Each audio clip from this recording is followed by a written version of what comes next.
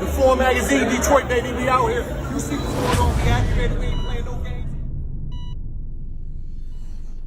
So I kind of want to just go back a little bit to the early days. Right. You know what I mean? When the Doughboyz first started doing music collectively, Right.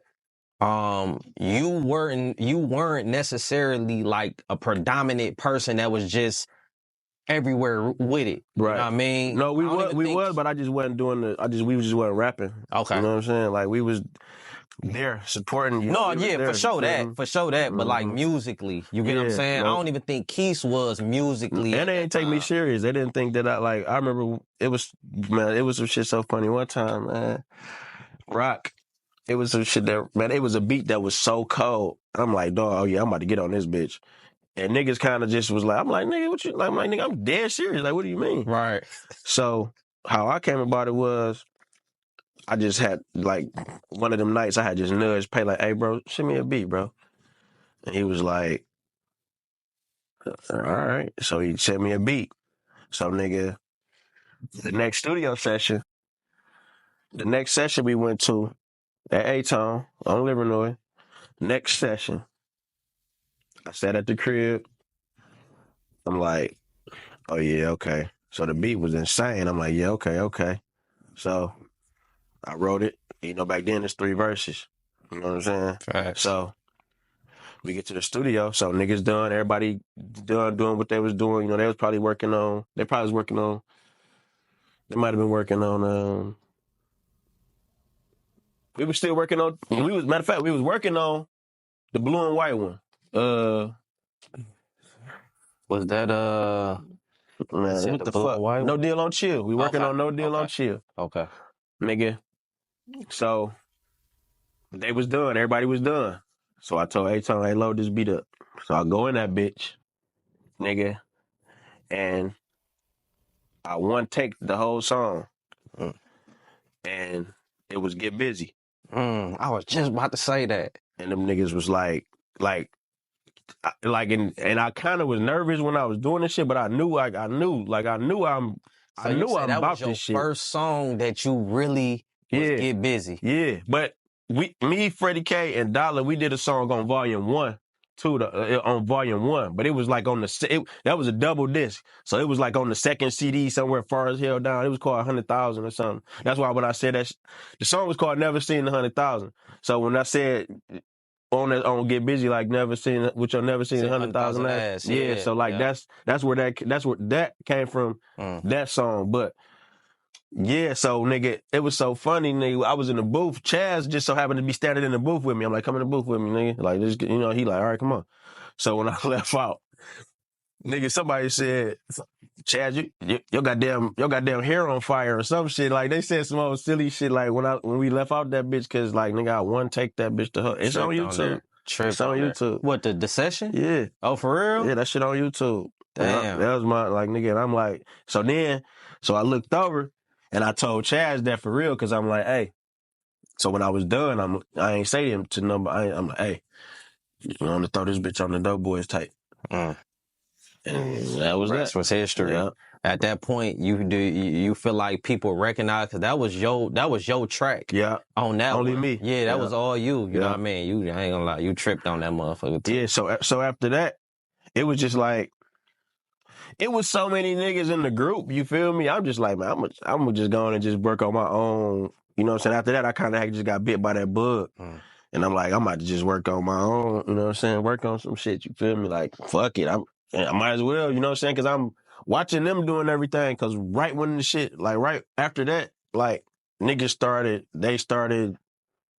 getting looks, you know what I'm saying? And I'm like, all right, I don't want to be just trying to jump in on what they doing. They already gotta do what they they already gotta do what they gotta do with what they doing already. So I'm like, no, I'm gonna go ahead and just I'm gonna be there. You know what I mean? Sure. Yeah. So when niggas announced the deal, my tape probably came out probably like a week or two before or after that shit. However, my shit dropped in April on my birthday, and then them niggas announced the deal. and all of that. So damn near when they was back and forth from here in Atlanta and shit with Jeezy and shit, and they had came back and did like a photo shoot somewhere, and they had like one of the representatives from like CTE and shit there, and I gave the nigga my CD, like, hey, shit, just, check my shit out, you know what I'm Real saying? talk. Whatever, like, I was on that type of shit, like, I ain't trying to, Impede I on nothing, ain't trying you feel me? I ain't trying to, like, just, like, just make me nigga, start giving me a cut, or For sure. put me a part of the group, like, we all Doughboyz, we all, Real you know what talk. I'm saying? So it's like, it ain't really had to do that, so I just feel like, shit, That's I one got thing. something to say, so I'm gonna go on and do some shit. Man, that's one thing that I will say that I appreciate, you feel me, with y'all and specifically. And that's how you could tell everybody been schooled and gamed properly, because in them type of situations, that's where you can kind of see the imperfections in a person's character. Right. You get what I'm saying? Where you see an opportunity and you know what I mean? Like you just try, because everybody come from where they come from. So everybody want an opportunity. Right. But just having that, humility or whatever, just to be like, I'm a work for this shit this way. Yeah, because they was already doing it. You know what I'm saying? It ain't like I'm just, like, I was there, but I was just watching them. You know what I'm saying? And I was like, we was doing whatever. When we go out, we popping bottles and we putting on for the team, but they was the rappers. You feel me? So it's like, and I had all type of other shit going on. Nigga was out in the streets a little bit doing whatever he was doing. So I wasn't really tripping for real, but like them niggas was going so crazy, and I just like a lot of like them niggas used to them niggas had me like, dog, this shit gonna work. Like, nigga, these niggas is about to blow. Like, we all knew. Like, we all fucking knew.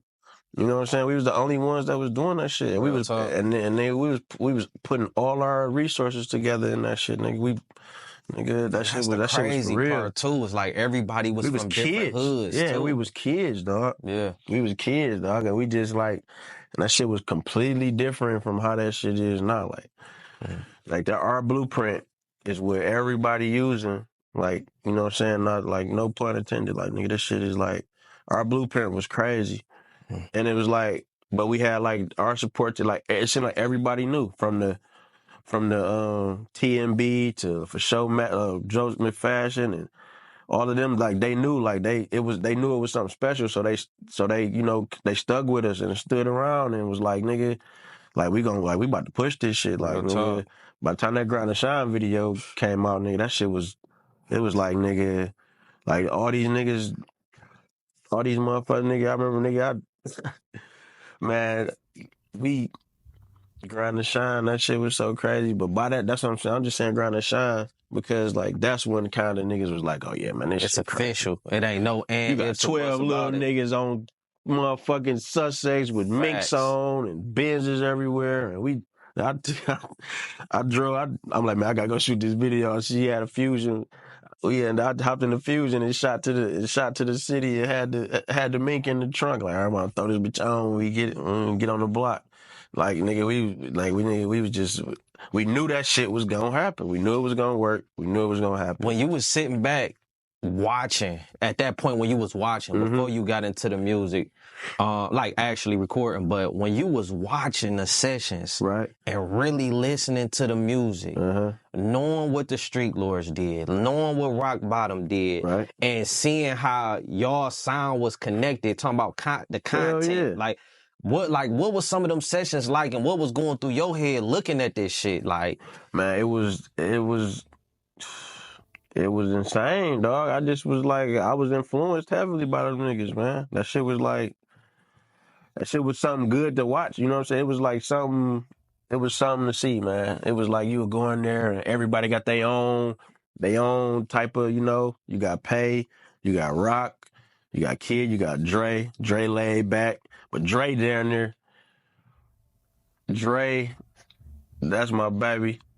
That nigga, we down there wasn't really even smoking like that when they first started, like, nigga. But now he the connoisseur. He the one. Yeah, he the one. You know what I'm saying? Like, that's how like how shit just transitioned. Like, nigga, Pay was always that same nigga, like that same. He just always had a little mo. Always was like, nigga, always had some shit going on. You feel me? Like, You know what I'm saying? Nigga coming through Marauders and that type of shit. We just all was acting the fool. Keish, like we all had our own. Everybody that was in that booth, them niggas had their own style. Kid Style, had the yeah. girls, and he was always fresh as hell. And Chaz used to just sit back with his woods on, just like that shit was just something to see, man.